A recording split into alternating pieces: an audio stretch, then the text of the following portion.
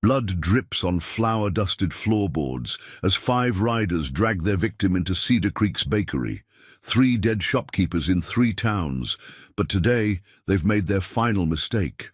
The fat baker they're about to threaten has 13 Apache scalps to his name, all earned before Gettysburg. Tom Mitchell was the deadliest scout in the 3rd Cavalry, a ghost that haunted Indian Territory, leaving nothing but whispered legends behind. He tracked war parties across 1,000 miles of wilderness, bringing back intelligence written in blood. His knife work was so precise, generals called him the surgeon. This ain't no ordinary tale of frontier justice. This is the story of how the West's most savage outlaws learned that death wears many faces. When they brought violence to his bakery, they never realized they were facing the Army's most lethal hunter. Before we jump back in, tell us where you're tuning in from. And if this story touches you, make sure you're subscribed, because tomorrow I've saved something extra special for you. Tom Mitchell's day began at 4 bells, same as it had during his scouting days. While Cedar Creek slumbered in pre-dawn darkness, his thick fingers worked with surprising delicacy, kneading dough with the same precision he once used to read. Trail sign. The bakery's back room glowed warm from the brick ovens, shadows dancing across walls lined with rolling pins instead of rifles. He moved with practiced efficiency, each step measured despite his considerable bulk. 280 pounds now, a far cry from the lean scout who could ghost through Apache territory unseen. The weight was deliberate, like everything else about his new life. Fat men didn't frighten folks. Fat men, especially bakers, made. People's smile made them let their guard down. His morning routine was military in its precision. Sourdough first, the starter fed exactly at 4:15, temperature checked with thermometer held in flour-dusted hands that still bore calluses from knife and reins. Wheat bread next, then the sweet rolls Cedar Creek's townsfolk favored with their morning coffee. By sunrise, the aroma of fresh-baked bread would drift down Main Street, drawing early risers to his door. Sheriff Adams would be first, same as every morning, wanting his daily apple fritter and the gossip that came with it. Sheriff was young, eager, and hopelessly unprepared for the storm Tom had seen brewing on the horizon. 3 weeks of watching riders drift through town, hard men with cold eyes who stayed just long enough to note the lack of deputies, the distance to the next sheriff's office, the wealth in the bank's safe. The bell above his door chimed exactly at 6, right on schedule. "Morning, Tom," Sheriff Adams called out, the tin star on his chest catching the first rays of dawn. "Smell those fritters from clear down by the jail."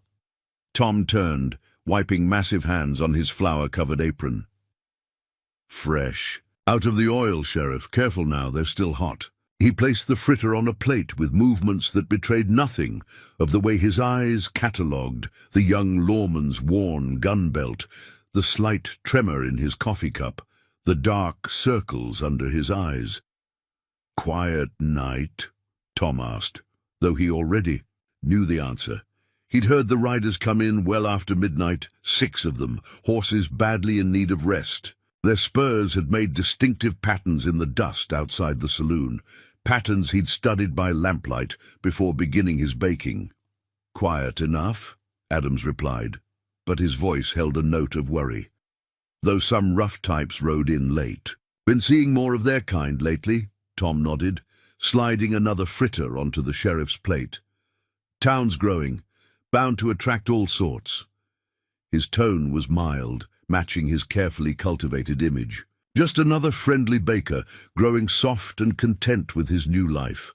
Nothing to suggest he'd spent the pre-dawn hours checking sightlines from his upstairs windows, or that the flour barrel by the door concealed a shotgun within easy reach.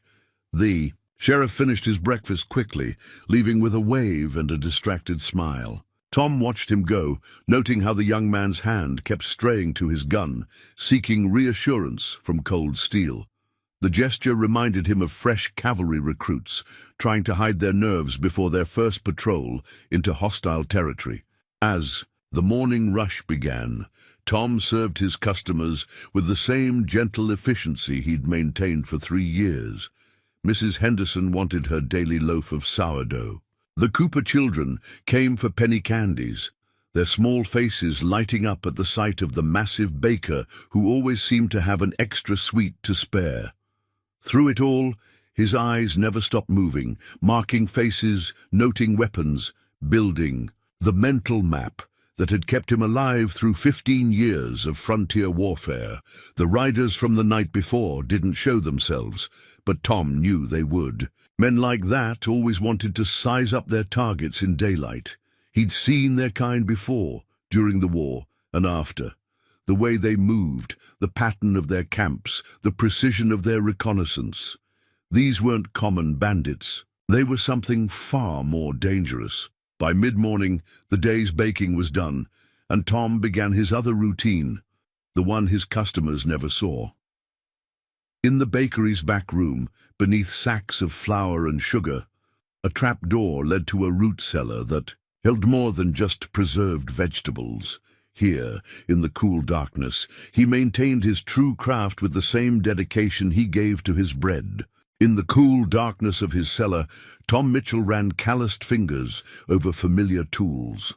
A cavalry saber, meticulously oiled, hung beside rows of preserved peaches, his old Spencer carbine, the one that had earned him his reputation in the Sioux campaigns, lay wrapped in oilcloth beneath boxes of sugar.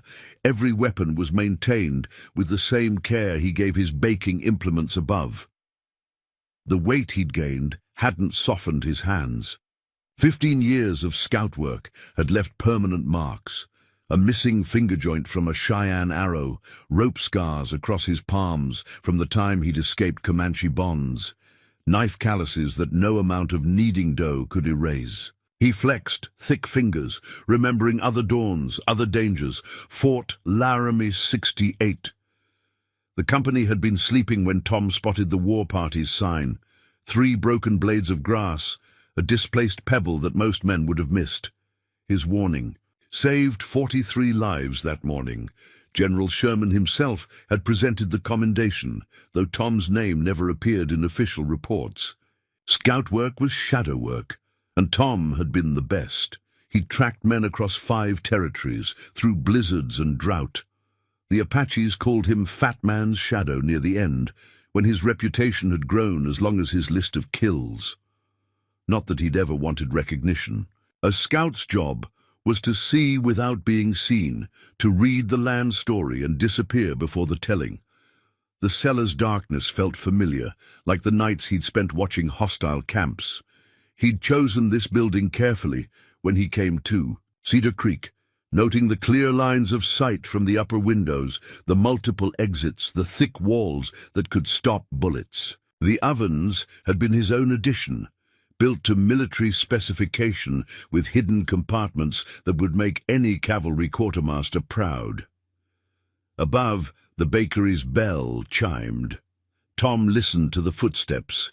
3 men waited for weapons, moving with the careful precision of professionals. His fingers traced the carbine's stock, but he left it wrapped. Not yet. Timing had kept him alive through 15 years of frontier warfare. Timing would serve him now. He climbed the cellar steps with deliberate heaviness, letting his bulk announce him. The transformation was immediate, from predator to prey, from scout to simple baker. His shoulders slumped, his eyes grew dull, his movements became clumsy. By the time he emerged, he was just another fat man in an apron, harmless as fresh bread. The men at his counter wore trail dust like badges. Their guns were well maintained, their spurs matched, not common bandits then. Their leader, a hard-faced man with the Apache war lance scar across one cheek, smiled without warmth. "Heard tell, this is the best bakery in 3 territories," he said, voice smooth as snake oil. "Man works up an appetite riding all night." Tom bobbed his head, playing his role. "Fresh sourdough just came out, gents. Cinnamon rolls too, if you've got a sweet tooth." The scarred man's eyes swept the shop, marking exits, noting the height of the counter, the distance to the street. Tom recognized the assessment. He'd done the same in 100 war camps. These men were soldiers, or had been. The question was, whose army were they fighting for now? Might be staying a spell, the man said, laying coins on the counter. Town seems profitable. Tom counted change with trembling fingers, letting a few pennies slip. As he bent to retrieve them, he noted the way they'd spaced themselves. Standard cavalry formation, modified for indoor work. One man near the door, one covering the back, leader maintaining eye contact to hold attention. Town's been good. To me, Tom said, keeping his voice soft, uncertain. Simple folk mostly, God-fearing. The scarred man's smile widened fractionally. Simple's good. Simple folk don't complicate business. He bit into a roll, studying Tom with predator's eyes. Fine baking.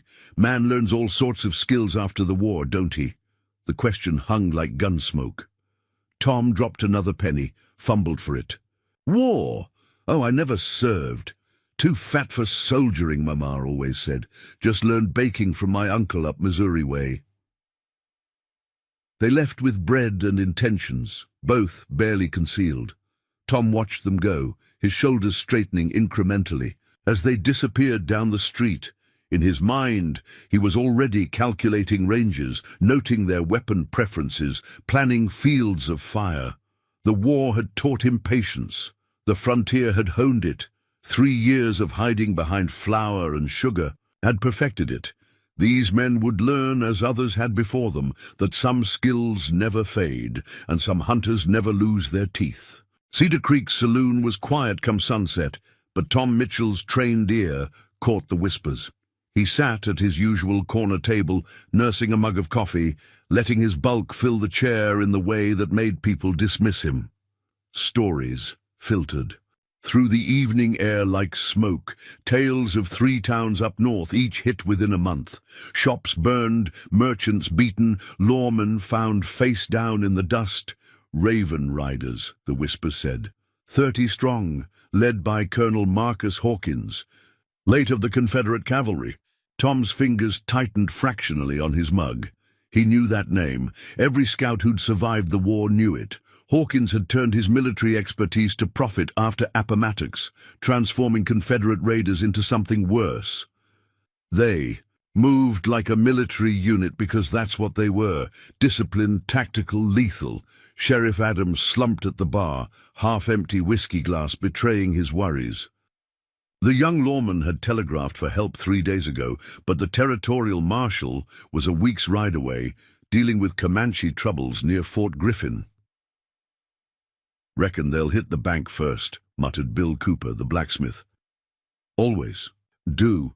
Then the shops, one by one, demanding protection money. Tom watched the scarred man, Hawkins's lieutenant, he'd figured, hold court at the center table.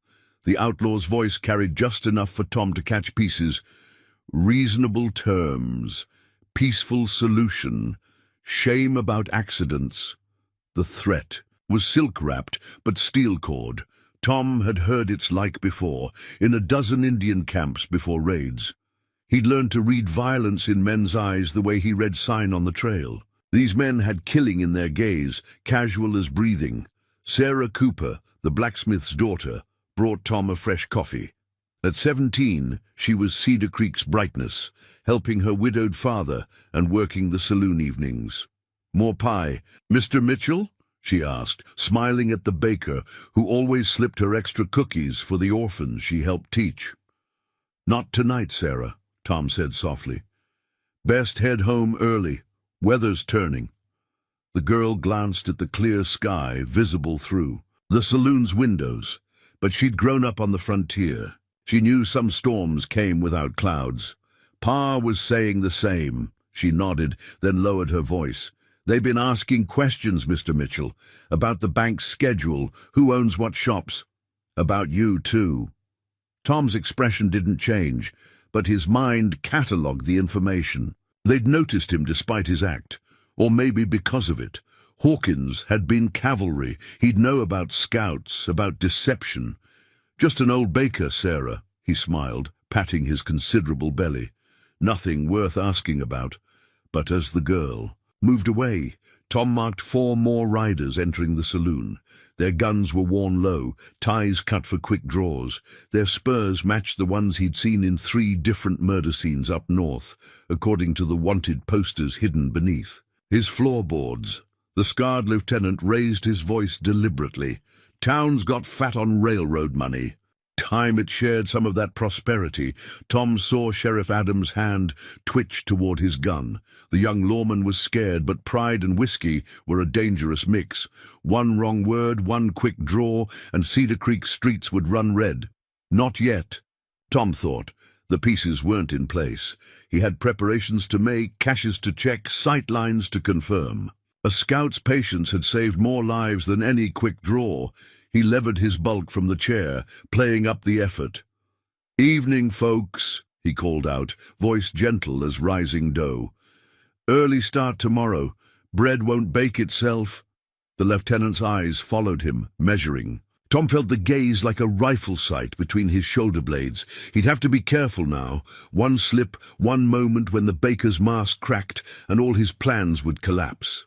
But as he walked home through darkening streets, Tom Mitchell smiled. Let them think him soft. Let them see only the fat baker with flour-covered hands. He'd spent 15 years learning to read men like trail sign, to see the story in every detail. The Raven Riders had written their intentions clear as cavalry tracks in fresh mud. They'd come for Cedar Creek hard and soon. They expected to find a soft town with a young sheriff and scared citizens. They wouldn't look past the surface until it was too late. In his darkened bakery, Tom's fingers traced the hidden catch that would drop his counter for cover. 3 years of planning, of building his defenses while playing the harmless baker. 3 years of waiting for the day when his skills would be needed again. That day was coming, carried on iron-shod hooves and gun smoke. The only question was, how many of the Raven Riders would live to regret underestimating a fat baker with flour-covered hands? Dawn painted Cedar Creek's main street gold when the first scream shattered the morning quiet. Tom's hands stilled in his dough, head cocking like a wolf scenting prey. The sound came from Cooper's blacksmith shop, where Sarah helped her father. Before the morning rush, he moved to his window, movement silent despite his size. 3 riders circled the smithy, their horses' hooves kicking up dust. Sarah's voice carried clear, "Pa, no! They'll kill you!" Bill Cooper stood in his doorway, hammer raised. Blood leaked from a gash above his eye, but the blacksmith's stance was pure stubbornness. "Ain't paying no protection money," he growled. "This here's a free town." The scarred lieutenant smiled, reins held loose in gloved hands. "Free's a relative term, friend. Way I see it, you're free to pay, or free to burn." Tom watched a 4th rider slip behind the smithy, torch in hand. His fingers traced familiar patterns in the flour dust, cavalry hand signals he'd learned. Decades ago, these men weren't just bandits, they were executing a tactical plan. "Last chance," the lieutenant called. $50 a month keeps accidents from happening. First payment due now." Cooper's grip tightened on his hammer. "Sarah, get inside. Nobody's going anywhere." The lieutenant's gun cleared leather, smooth as silk. "Might need some motivation, Cooper. Pretty girl like that. Shame if—" The rest was lost as Tom's massive frame filled his doorway. He'd crossed the street with a speed that belied his size, flour-covered apron fluttering. "Morning, gentlemen," he called, voice soft as rising dough. "Fresh bread's just about ready. On the house for our new friends." The lieutenant's gun shifted slightly, targeting the larger threat. "Baker, this ain't your business." "All due respect," Tom smiled, adjusting his apron with flour-covered hands.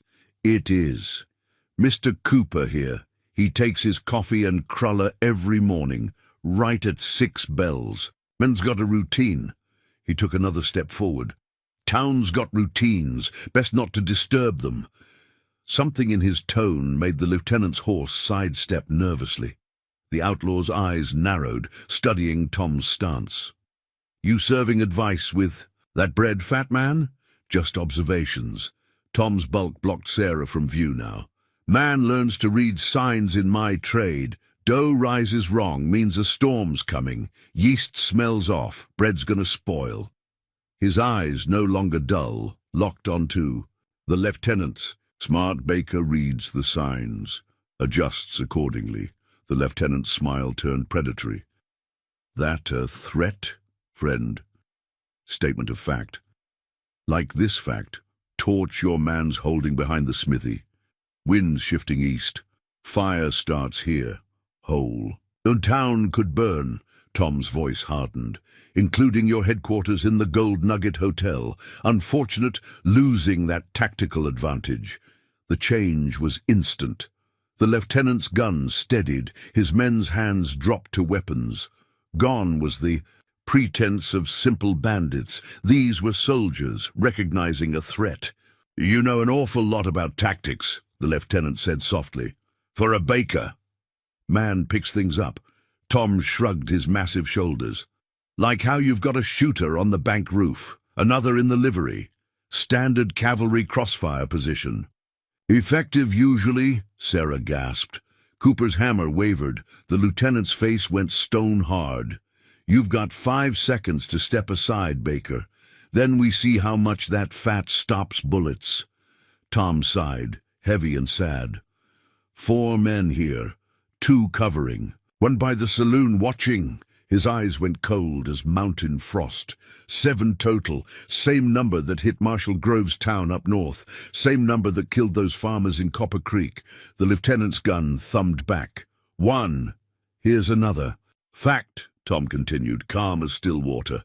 A scout's job is to gather intelligence. War taught me reading signs ain't just about tracking. It's about preventing bloodshed. 2.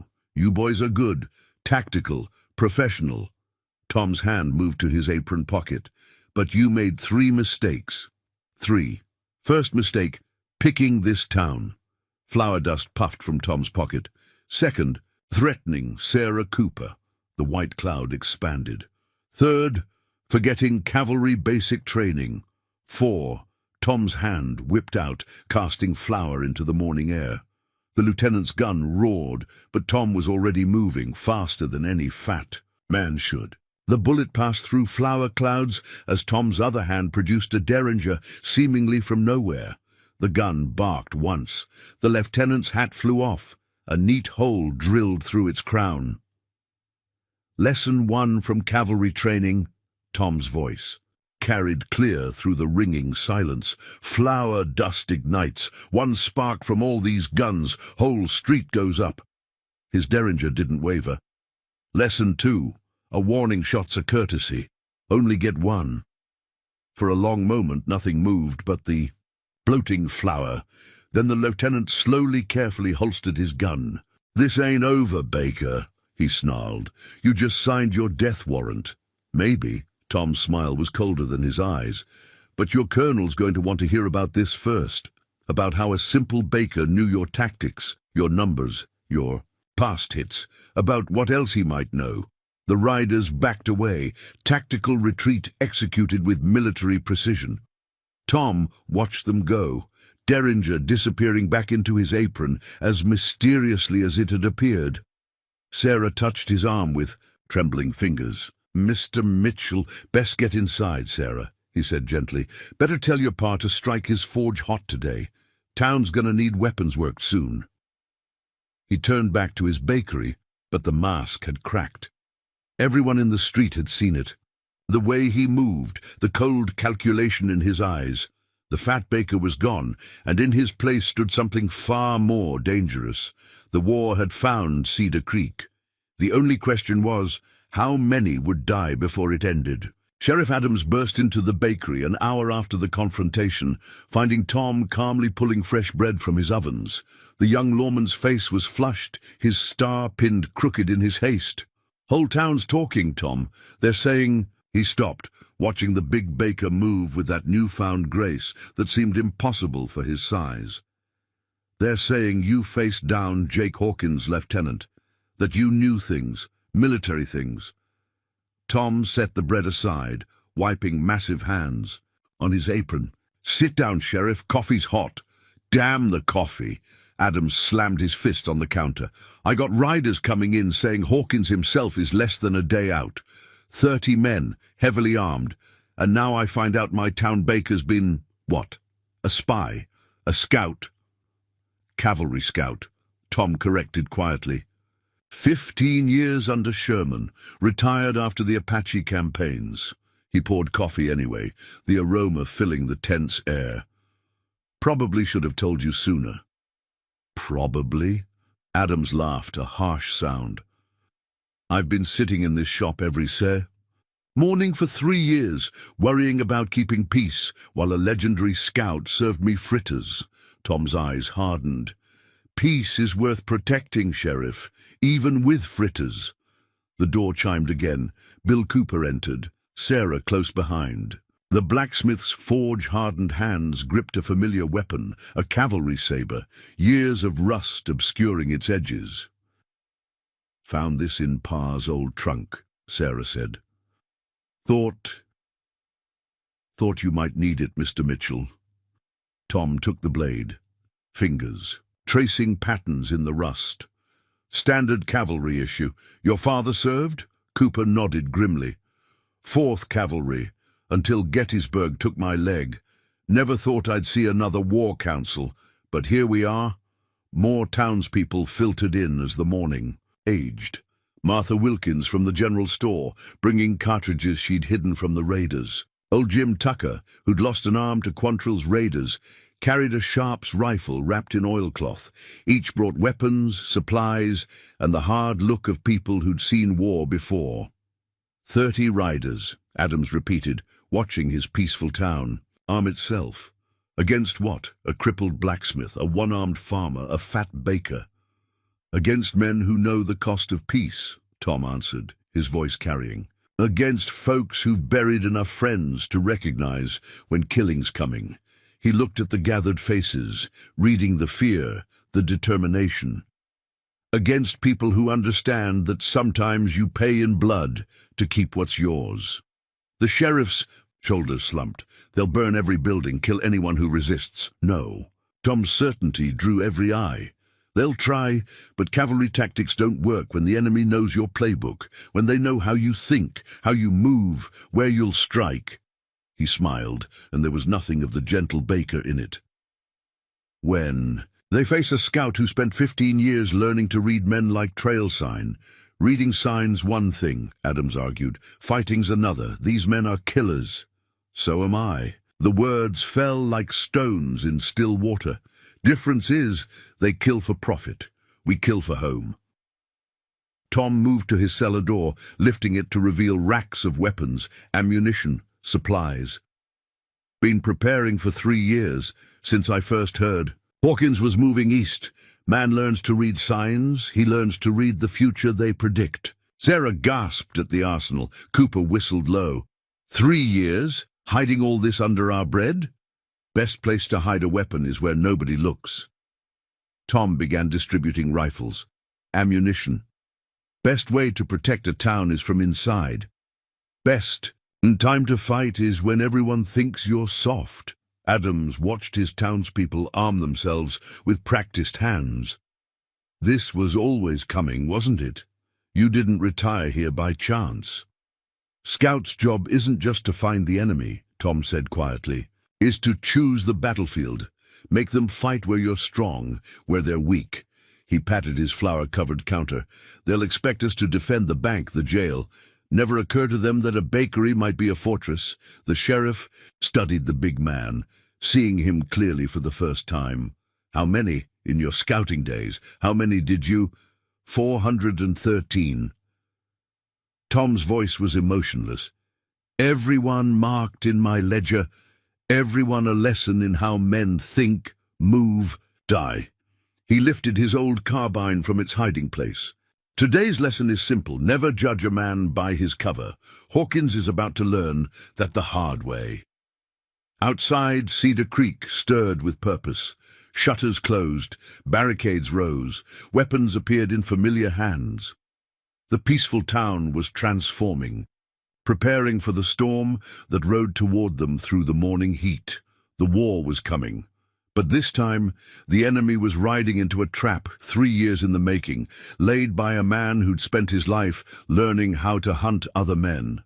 Tom Mitchell checked his weapons with flour-dusted hands and waited for the killing to begin. Midday sun baked Cedar Creek streets as Tom Mitchell positioned his fighters. Every placement was calculated, each position chosen with the precision that had kept him alive through 15 years of scout work.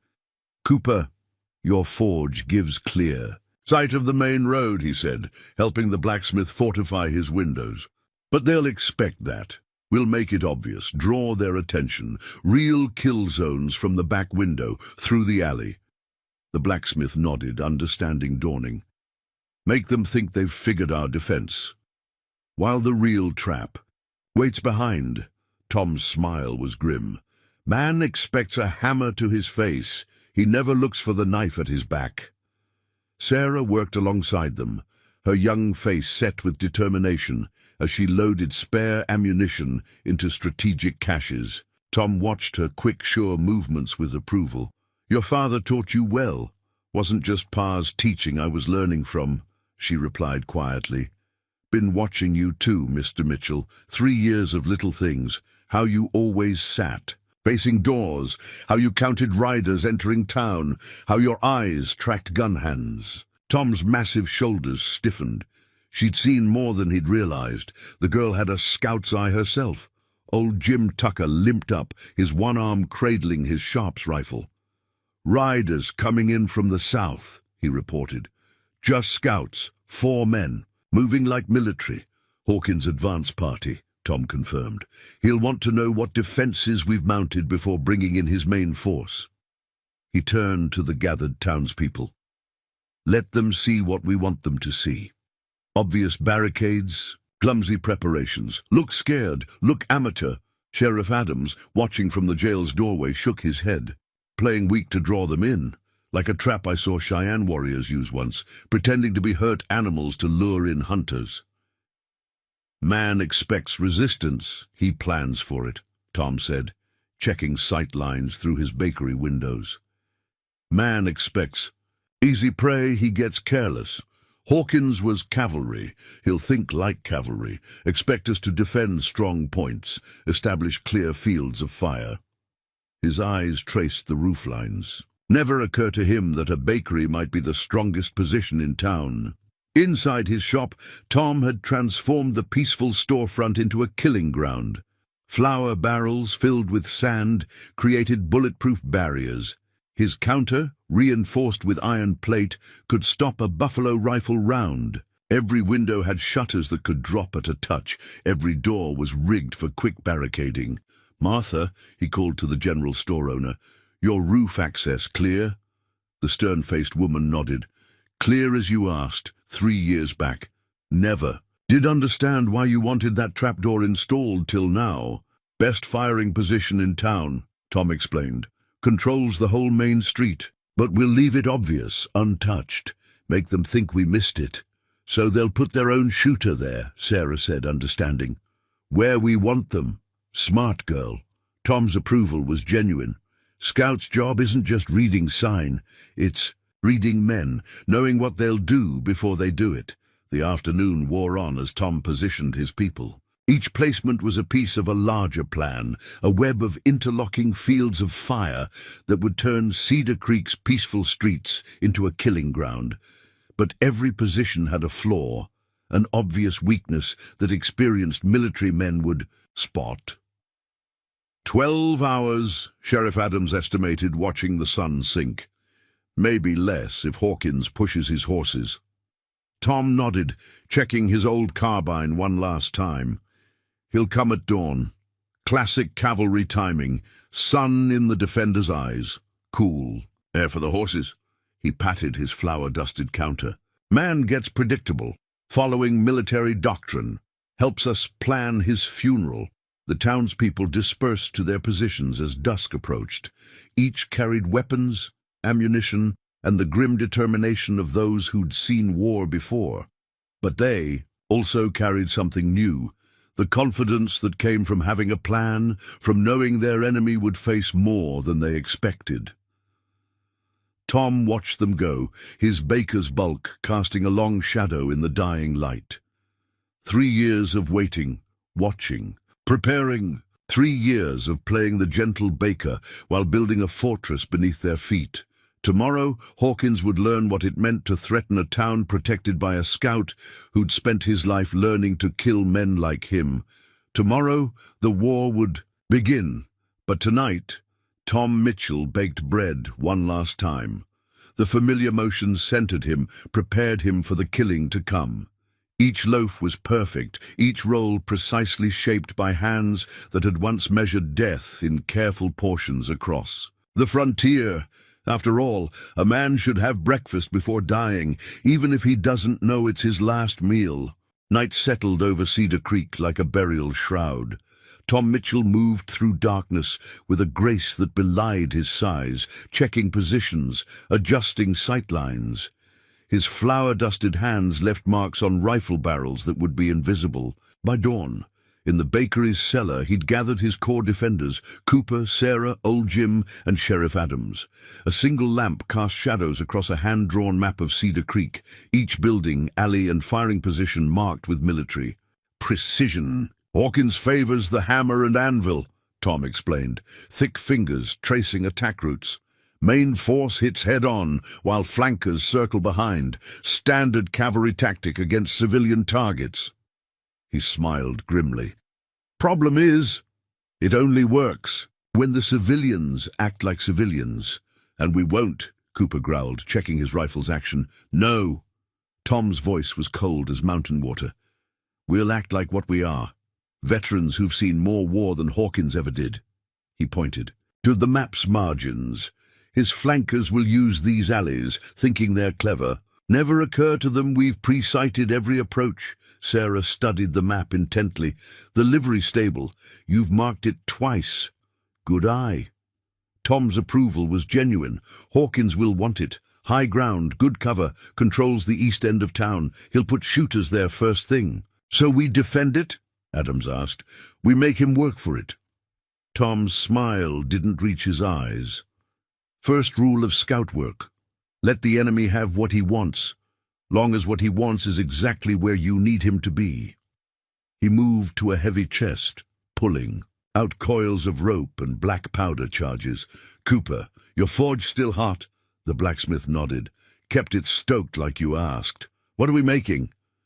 "Something from the Apache Wars." Tom's hands moved with practiced efficiency, measuring powder. "They taught me more about dying than any military manual ever did. Man gets predictable, following cavalry doctrine. Apache, they understood real war, making the enemy's strength into his weakness." As they worked, Tom's mind drifted to other nights, other preparations.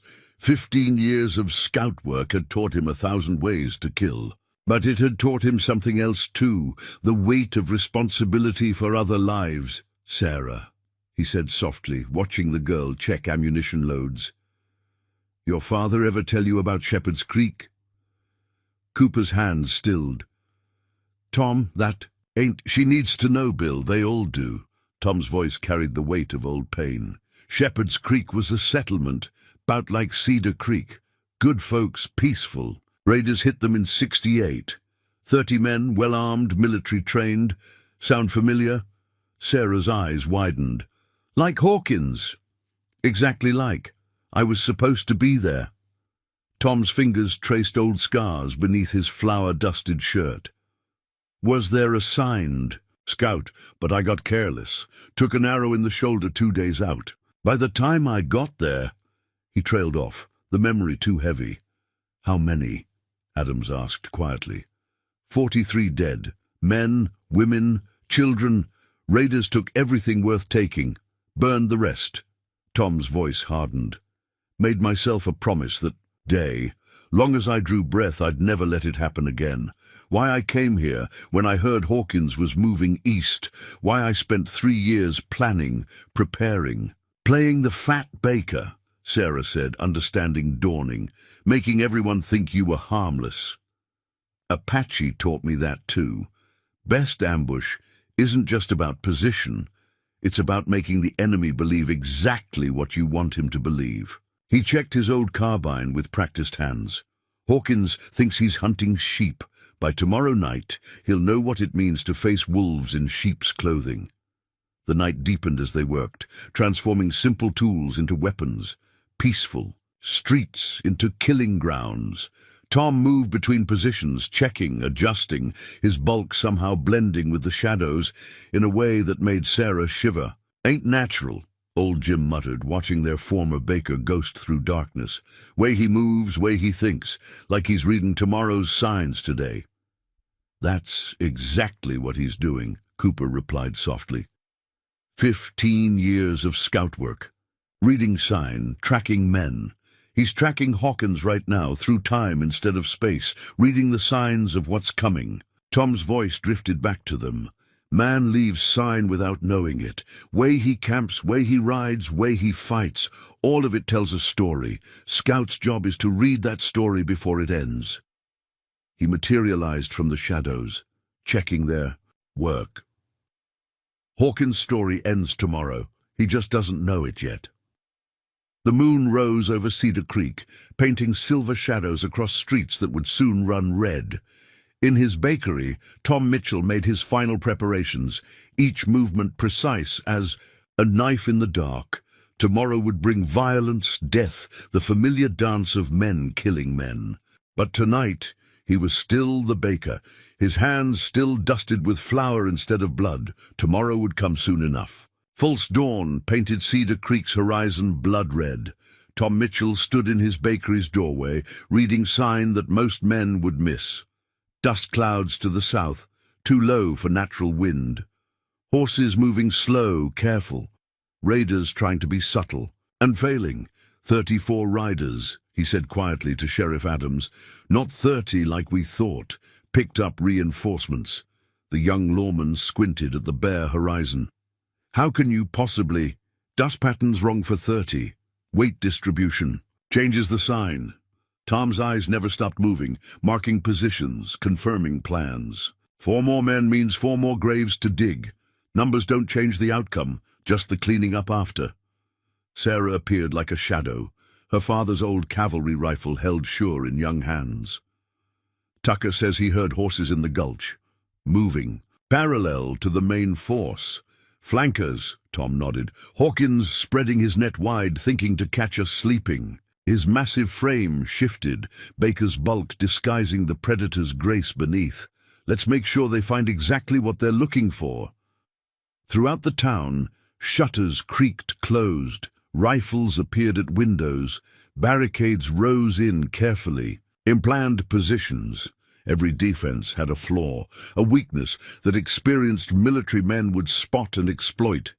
Each weakness was a trap, carefully crafted by a man who'd spent 15 years learning how men die. "You're sure about the livery stable?" Adams asked, watching the empty building loom in growing light.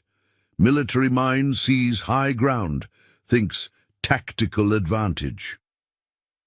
Tom checked his old carbine one last time.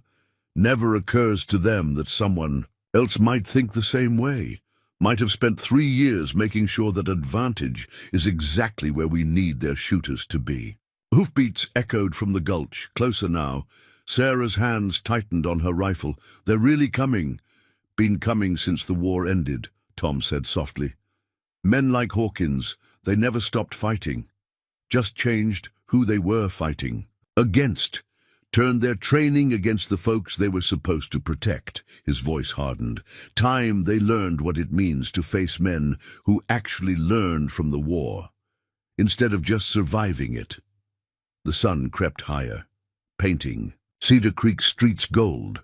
Tom moved through his bakery one last time, checking positions, counting ammunition. Everything was prepared, every trap set, every angle covered. 3 years of planning, of watching, of waiting for this moment. "Mr. Mitchell," Sarah called from her position upstairs. "Riders on the horizon. Clear view now." Tom climbed to the window, his bulk somehow silent on old stairs. Through his scout's eyes, he read the approaching force like a book written in dust and steel. Hawkins rode at their head, straight-backed as any cavalry officer. His men spread out behind him in perfect formation, weapons ready. confidence radiating from every movement. "See how they're riding?" Tom asked Sarah. "Textbook cavalry approach, spaced perfect for quick deployment, every man knowing his position." He smiled grimly. "Problem with textbook tactics is, once you know the book, you know exactly what page they'll turn to next." "They look professional," Sarah whispered, counting rifles, marking faces. "They are. That's why they're dying today."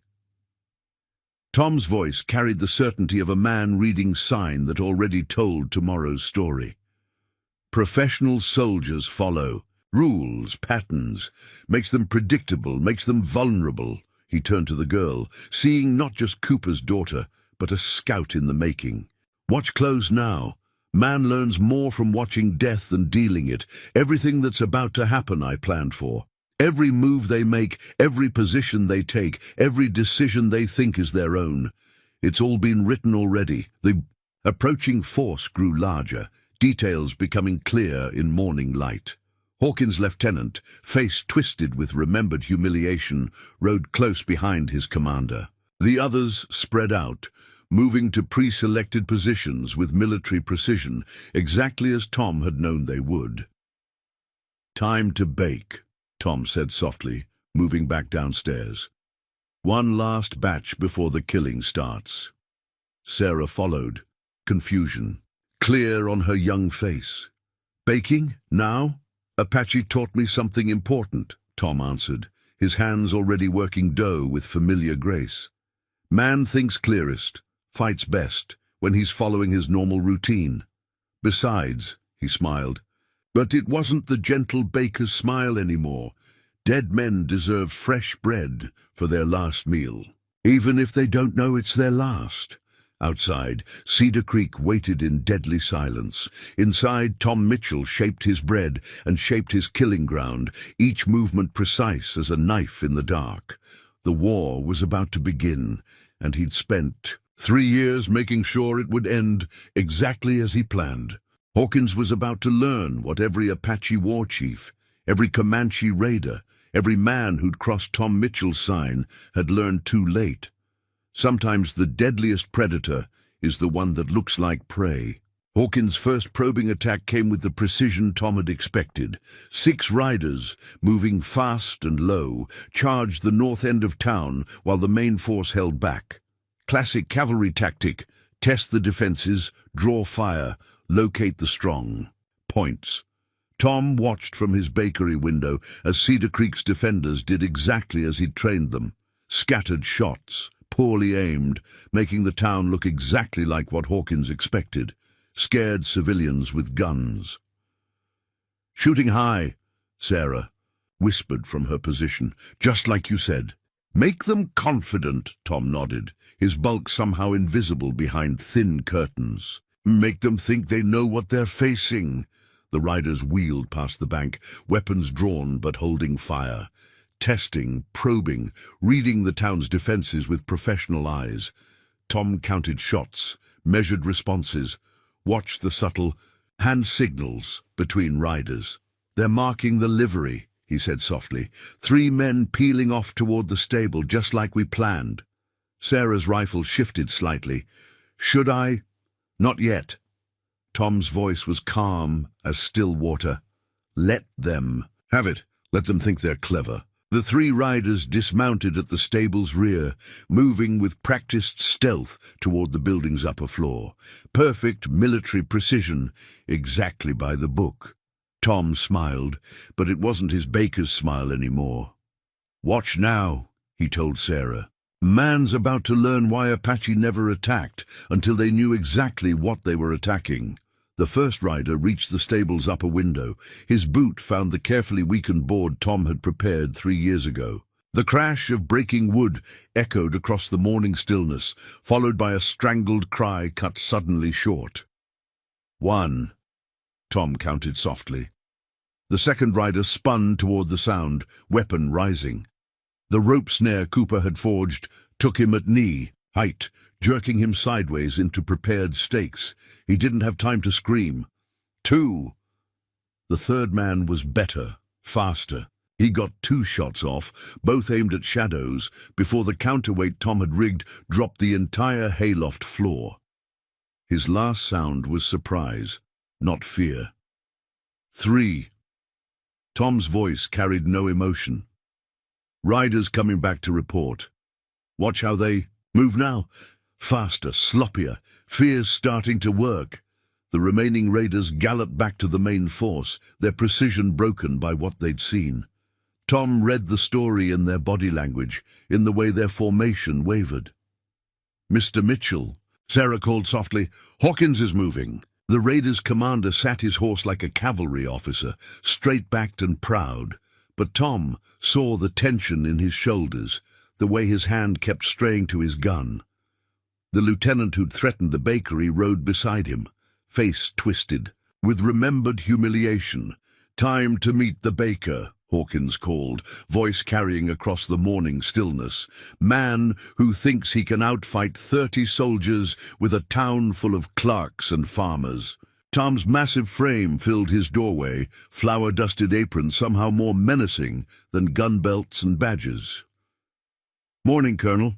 Fresh bread's just about ready, though seems some of your boys won't be needing breakfast." Hawkins' face hardened.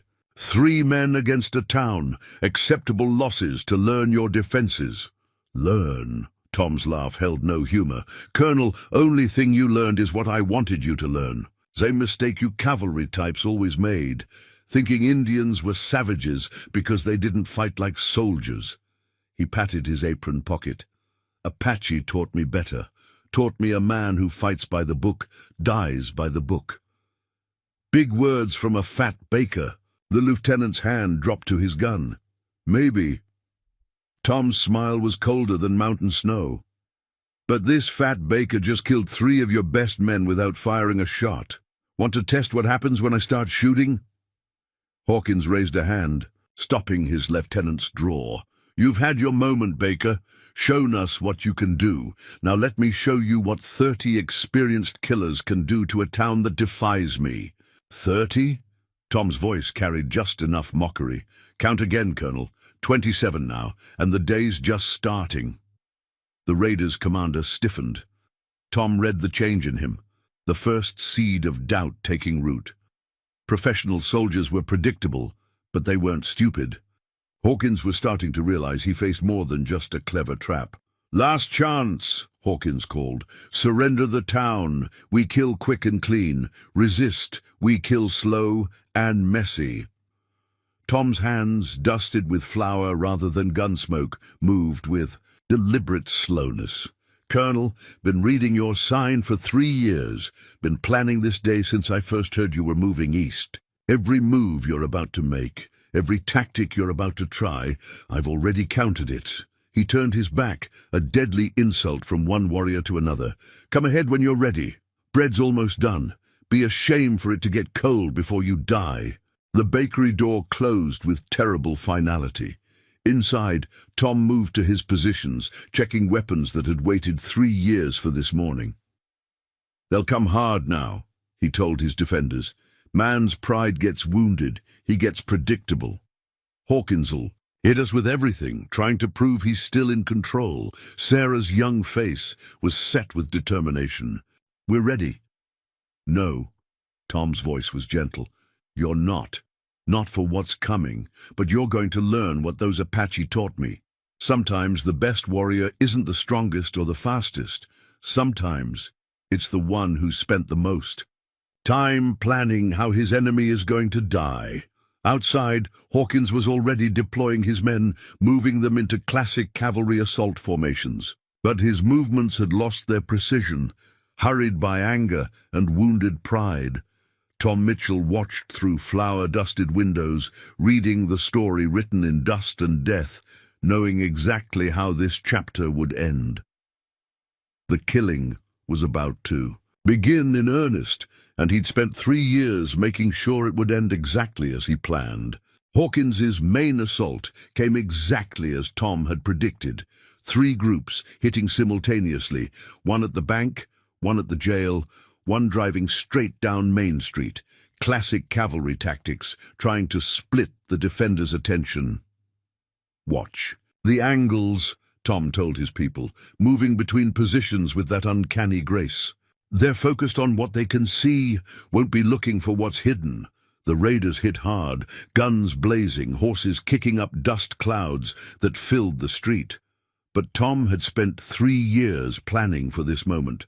Every dust cloud concealed a trap. Every obvious defense masked a deadly surprise. The bank team hit tripwires that dropped horses at full gallop. The jail assault rode straight into overlapping fields of fire from concealed positions. The Main Street charge found themselves caught in a crossfire that seemed to come from empty buildings. 8 more down, Sarah reported from her position, counting fallen raiders with her father's calm precision. They're breaking formation. Tom nodded, reading the story written in gunsmoke and chaos. Hawkins is losing control. Look how they're bunching up, seeking safety in numbers, exactly what you don't do under fire. The lieutenant's voice carried across the gunfire. Push through! They're just farmers with guns. Attitude like that got Custer killed, Tom muttered, his hands checking weapons with practiced efficiency. Man starts believing his own legend. He stops reading the signs right in front of him. A fresh wave of raiders charged the bakery, thinking to take out the obvious leader. They never saw the pressure plates Tom had installed 3 years ago, triggering counterweights that dropped the entire front porch. 4 men went down in a tangle of horses and timber. 12 down total, Sarah counted. Less than half strength now. But Hawkins wasn't finished. Tom watched the commander rally his remaining men, reading the next attack in their positioning. He's going to try something desperate, he warned.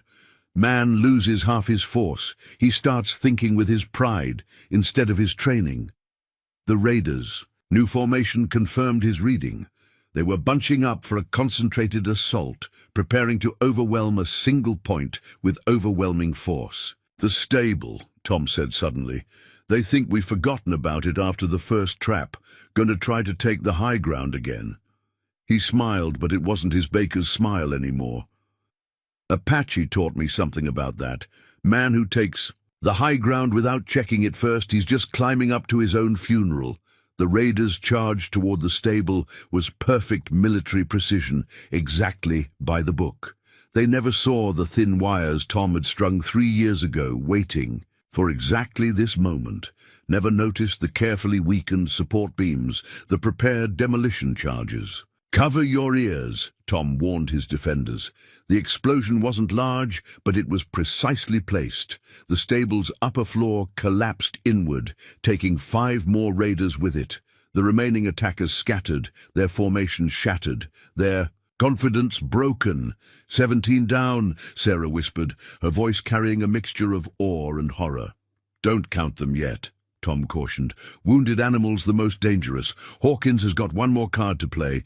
Look at how he's gathering. His survivors. The raiders' commander sat his horse in the street's center, his military bearing cracking but not broken. Tom read the next move in his posture, in the way his remaining men gathered around him. He's going to make a personal example, Tom said, softly. Show his men how a real cavalry officer handles resistance. Watch now, he'll call me out, try to end this man to man. As if on cue, Hawkins' voice carried across the gun smoke. Mitchell! Face me yourself, you murdering bastard. Let's finish this like soldiers. Tom's massive frame shifted, Baker's bulk concealing the predator's grace beneath. Man never learns, he told Sarah. Thinks because he was an officer, he knows everything. About fighting. Never understood that real warriors don't fight fair. They fight to win. He moved to his door, flour-dusted hands steady on his old carbine. Stay ready, he told his defenders. This isn't going to end the way he thinks. Man calls you out in the street. He's already got 3 different ways to cheat planned. The morning sun cast long shadows across Cedar Creek's blood-stained street as Tom Mitchell stepped out to face Hawkins. Behind him, his defenders held their positions, reading the signs just as he'd taught them. The real killing was about to begin, and Tom had spent 3 years making sure it would end exactly as he planned. Cedar Creek street baked under the midday sun as Tom Mitchell faced his opponent. Hawkins sat his horse like a statue, every inch the cavalry officer. But Tom read the desperation in his posture. 17 men down, his carefully planned assault. In ruins, his reputation crumbling with every passing hour. "One chance, Mitchell," Hawkins called. "You and me, man to man, end this honorably." Tom's massive frame seemed to fill his bakery doorway, flour-dusted apron somehow more threatening than gun belts and bullets. "Honor?" His laugh held no humor. "Colonel, you lost the right to talk about honor when you turned soldier into raider. When you started killing folk you were sworn to protect." Big words from a man hiding behind townspeople. Hawkins' hand hovered near his gun. "Face me straight up, or I'll burn this town to ash." "See? That's the problem with cavalry officers," Tom said conversationally, though his eyes never stopped moving, reading angles, marking positions, always thinking in straight lines. Charge here, defend there, everything by the book. He patted his apron pocket. "Apache taught me different. Taught me a man who fights straight up dies straight up." The lieutenant, still nursing his wounded. Pride spat in the dust. "Cowards talk." Maybe. Tom's smile was colder than mountain snow. "But this coward's killed 17 of your men without taking a scratch.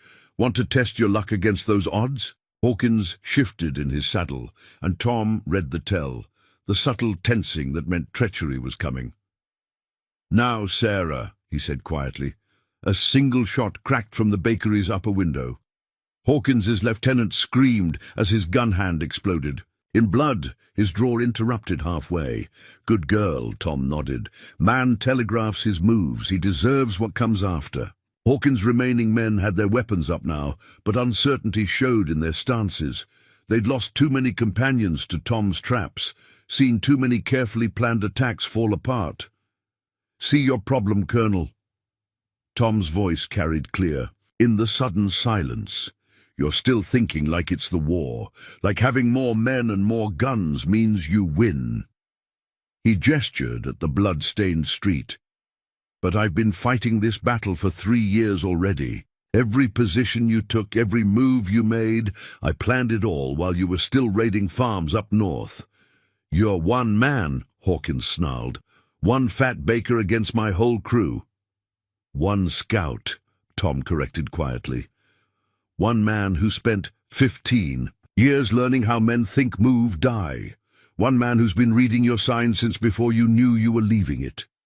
His hands, dusted with flour rather than gun smoke, moved with deliberate slowness. "Want to know what your sign tells me now?" Hawkins's trigger finger twitched. "Enlighten me." "Tells me you've got one more surprise waiting. Tells me you sent riders around the south end of town while we were talking. Trying to flank us, hit from behind while you hold our attention." Tom's smile widened fractionally.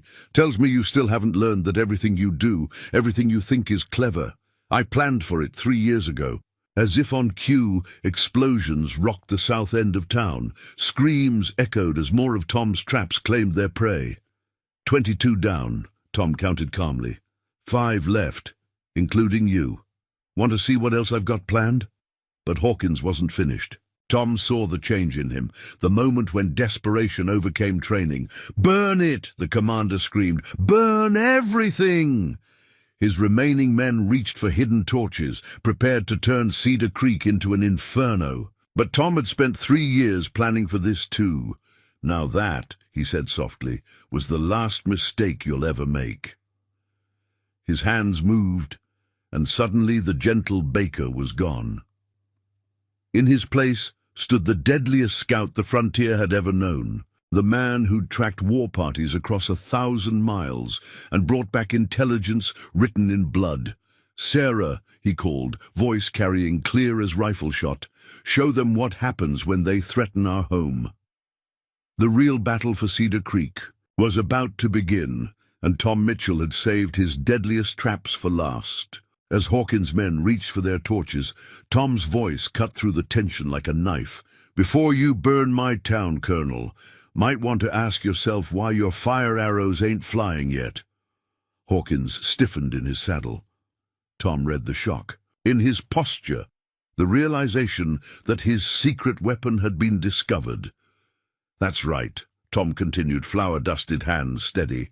"Spotted your Apache mercenaries 3 days ago. 30 of them, waiting in the hills with fire arrows, ready to burn Cedar Creek while your men kept us busy." His smile was razor-sharp. "Problem is, they ain't there anymore." "Lying fat man," the lieutenant snarled through bloody teeth. "You can't what? Track Apache better than they track themselves."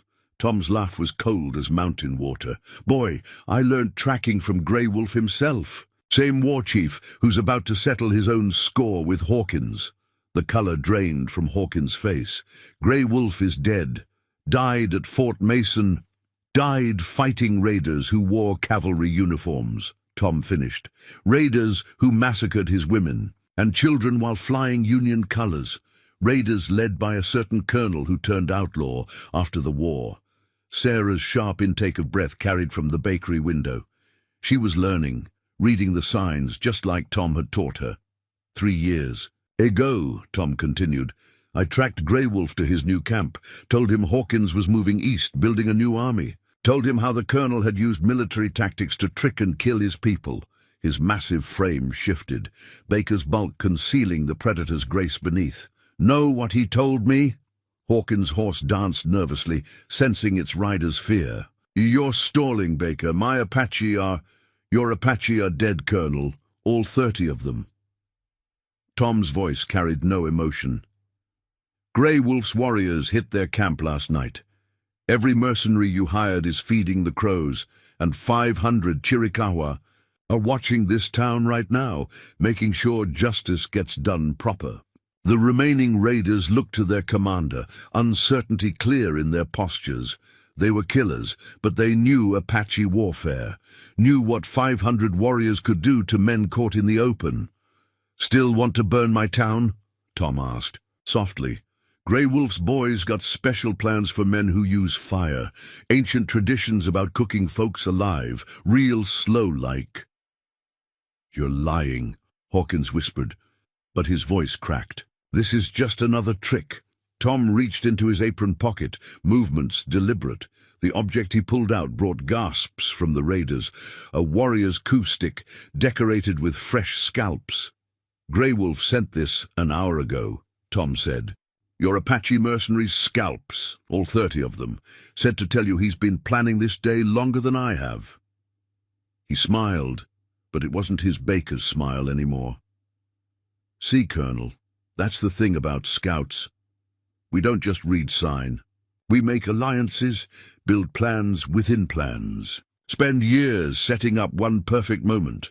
The lieutenant broke first, spurring his horse toward escape. He made it 3 strides before an arrow materialized in his throat, seemingly from empty air.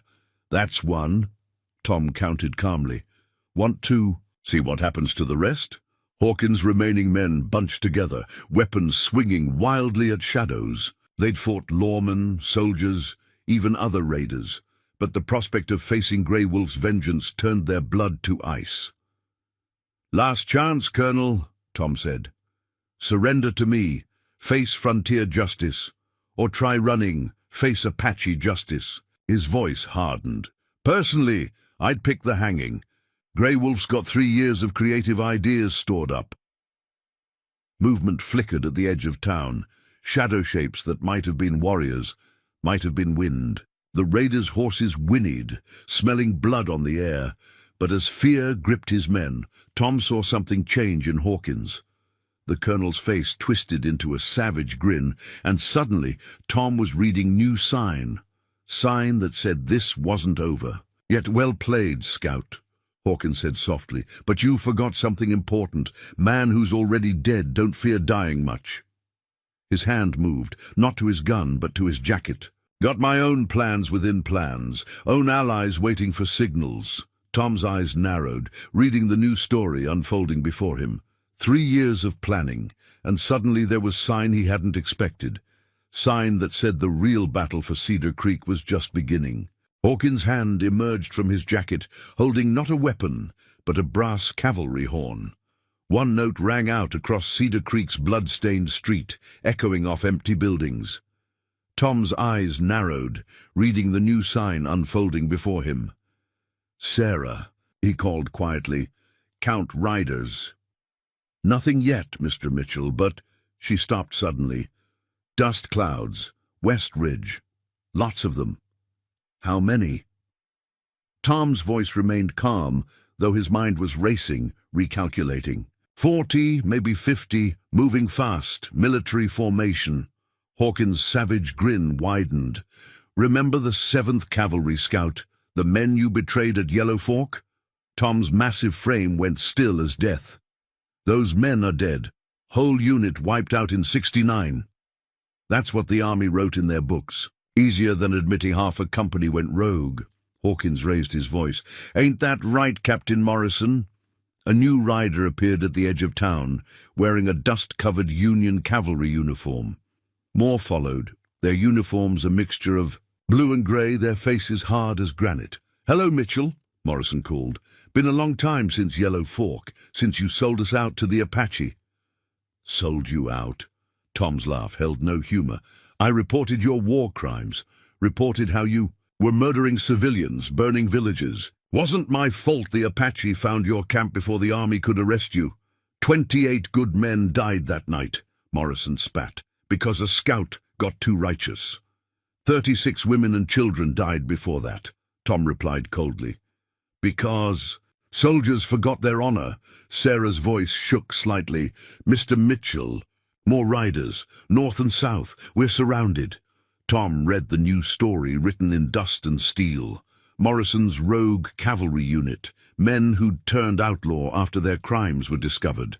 They'd joined with Hawkins, combining military precision with outlaw brutality. 3 years planning, Hawkins laughed. "Well, those clever traps and Apache allies. But you never knew who you were really fighting, did you, Scout?" Tom's flour-covered hands remained steady. "Knew exactly who I was fighting, Colonel. Men who think uniforms make them righteous. Men who use military training to murder innocent. Oh, folks," his voice hardened, "only thing I didn't know was how many of you survived Yellow Fork." "Enough," Morrison answered. "Enough to make you pay for every brother you got killed." "Funny thing about that," Tom said softly.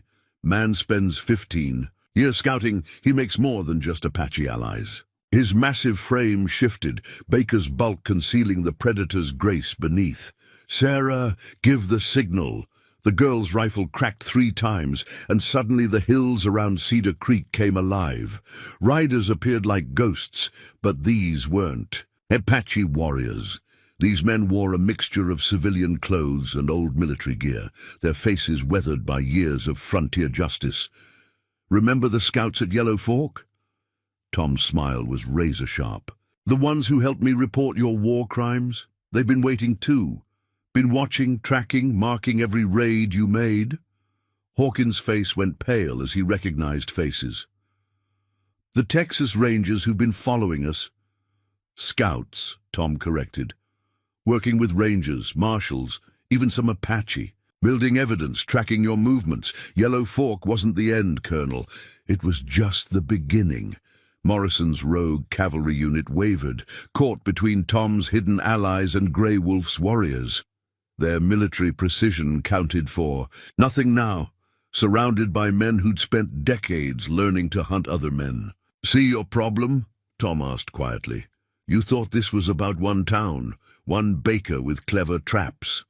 His hand moved to his apron pocket. "But some sins don't die. Some debts don't get paid with just one battle." Cedar Creek Street fell, silent as dead men faced their judgment.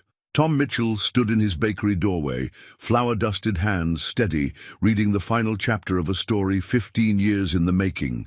The real war was about to begin, and this time there would be no survivors. To turn outlaw, Cedar Creek Street had become a powder keg waiting for a spark.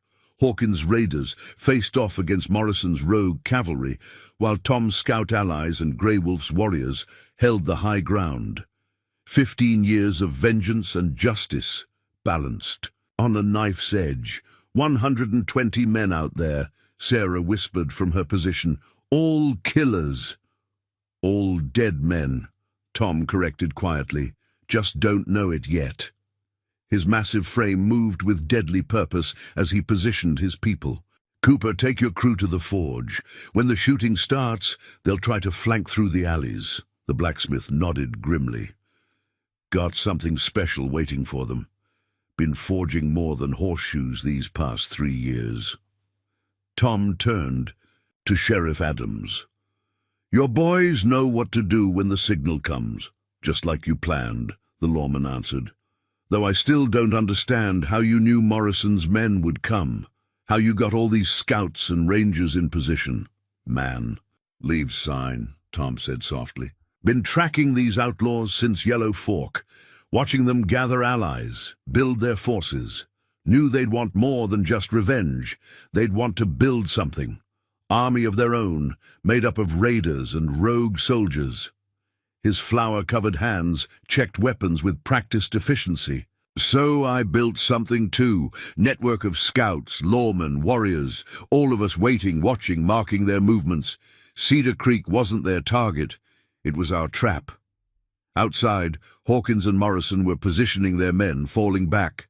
On military training in the face of uncertainty, Tom read their intentions in every movement, every gesture. They'll hit us from 3 sides, he told his defenders. Try to overwhelm us with numbers. Morrison'll lead the main assault. Man always did favor straight-ahead charges. Hawkins'll split his raiders, try to catch us in a crossfire. Sarah studied the enemy positions with her scout's eye. But that's what you want them to do. Why? You spent 3 years preparing this ground. Smart girl. Tom's approval was genuine. Every move they make, every position they take, it's all been planned for. Every street, every building, every angle of fire. This whole town's one big killing ground, and they're about to learn just how deep the trap goes. He moved to his cellar door, lifting it to reveal not just weapons now, but maps, documents, detailed plans. Sheriff, these prove everything. Morrison's war crimes, Hawkins' raids, every murder and robbery they've committed since Yellow Fork. Grey Wolf's warriors will make sure none of them escape, but the law needs to know the truth. Adams took the papers with trembling hands. All. This time you weren't just hiding as a baker, you were building a case against them. Justice comes in many forms, Tom said quietly. Sometimes it wears a badge. Sometimes it carries a warrior's coup stick. Sometimes he patted his flour-covered apron. Sometimes it bakes bread while waiting for evil men to walk into its sights. Movement caught his eye. Hawkins and Morrison conferring, gesturing toward the bakery. They're ready, Tom announced. Man can read it in their posture, about to make their final play. How many will die? Sarah asked softly. All of them. Tom's voice carried absolute certainty. Men like that, who use their training to murder innocents, they don't get to walk away. Not this time! He moved through his shop one last time, checking positions, reviewing plans 15 years in the making. Every weapon was ready, every trap set, every angle covered. Mr. Mitchell, Sarah called suddenly. They're coming. Tom watched Morrison mount up, saw Hawkins draw his saber. Military commands rang out as over 100 killers prepared for their final charge. Remember, Tom told his defenders, everything that's about to happen, I planned for. Every move they make, every position they take, it's all been written. Already, his hands, dusted with flour rather than gun smoke, moved with deliberate purpose. Time to show them why you don't threaten a town protected by a scout who spent his life learning how men die. Cedar Creek held its breath as the storm gathered. In his bakery, Tom Mitchell made his final preparations, each movement precise as a knife in the dark. The real war was about to begin, and he'd spent 15 years making sure it would end exactly as he planned. Morrison's voice carried across Cedar Creek Street, sharp as a cavalry saber, "For Yellow Fork!" His rogue soldiers answered with a battle cry that shook dust from windows. Beside him, Hawkins raised his own blade, raiders forming into attack. Positions, here it comes, Tom said softly, watching over 100 killers prepare their final charge. Sarah, mark the officers. Cooper, wait for the flankers. Sheriff, hold your men steady until my signal. Through his scout's eyes, he read the story written in their formations. Morrison's cavalry in the center, Hawkins' raiders split to either side. Classic hammer and anvil, exactly as he'd predicted. They're still thinking like soldiers, he told Sarah, still believing military tactics will win the day. His massive frame shifted, Baker's bulk concealing the predator's grace beneath. Apache taught me different. Taught me that sometimes the best warrior is the one who spends the most time planning how his enemy is going to die. Above them, hidden in the hills, Grey Wolf's warriors and Tom's scout allies held their positions. 15 years of patience was about to pay off. Remember Yellow Fork? Morrison screamed, spurring his horse forward.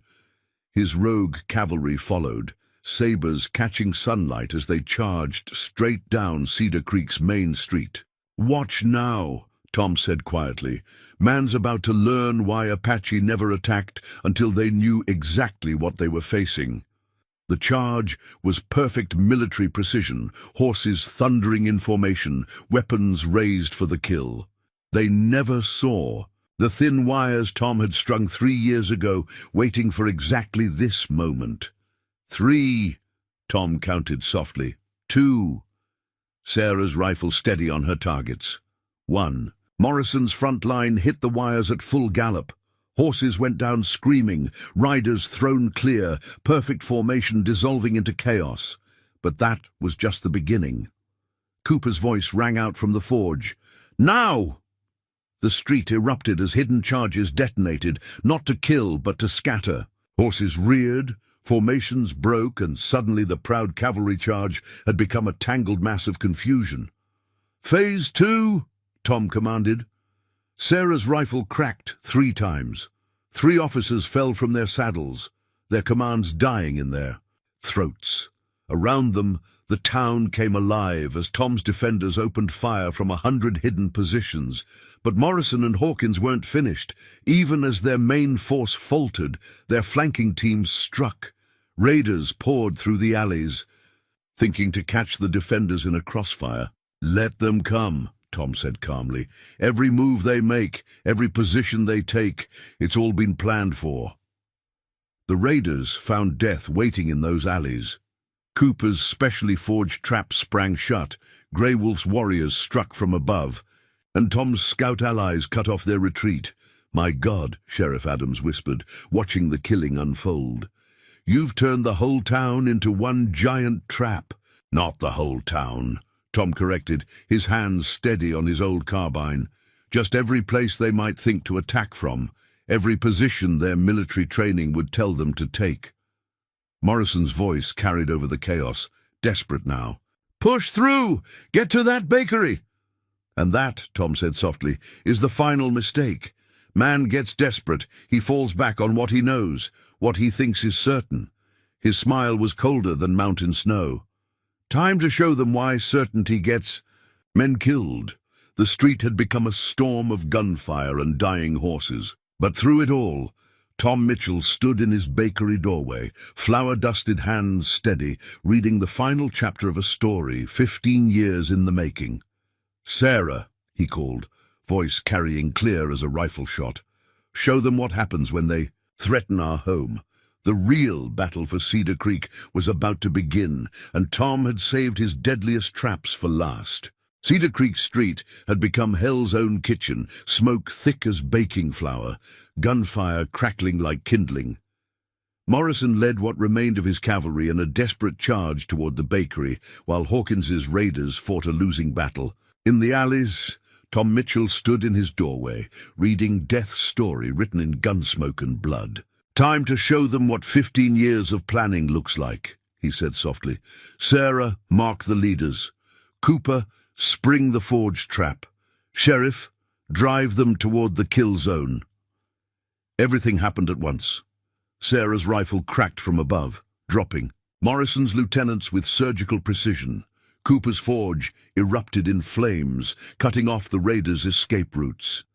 The sheriff's men opened fire from concealed positions, herding the attackers exactly where Tom wanted them.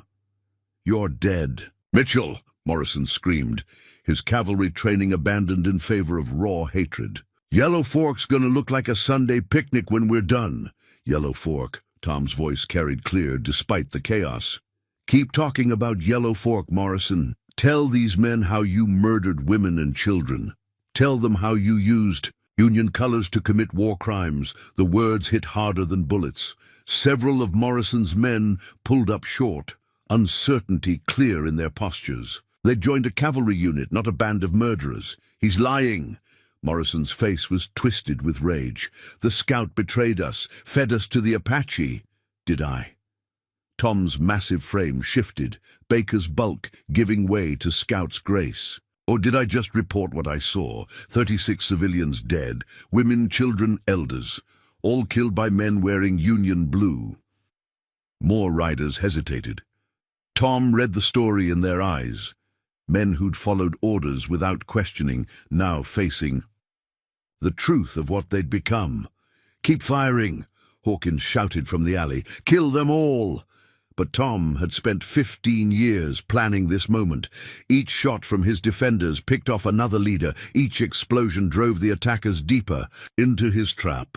The proud military unit had become a chaos of frightened men, caught between justice and damnation.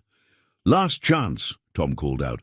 "Surrender now. Face frontier justice. Keep fighting. Face Apache justice."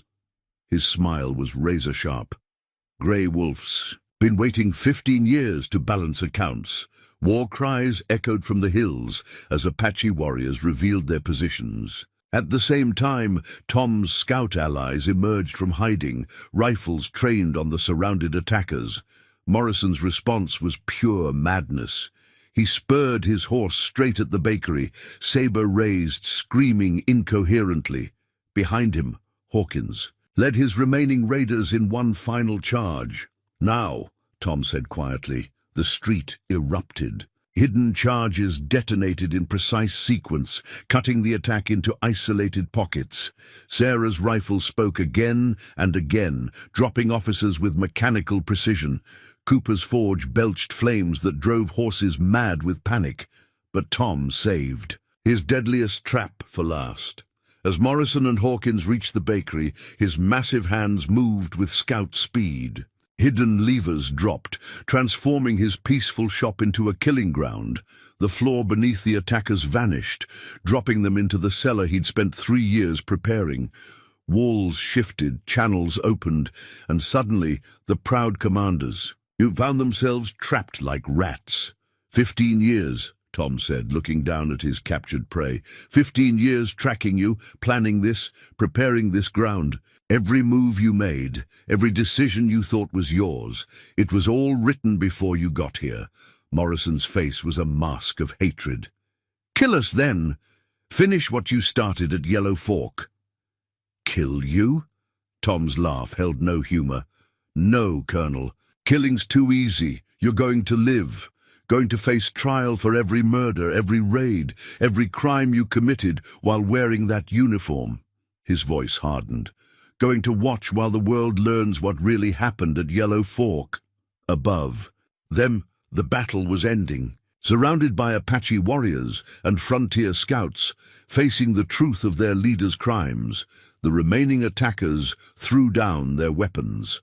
The great cavalry unit that had terrorized 3 territories surrendered to a fat baker with flour covered. "Hands!" "Sarah," Tom called, checking Morrison's bonds. "Tell Grey Wolf he can signal the marshals. Time to let the law handle things." The girl's voice shook slightly.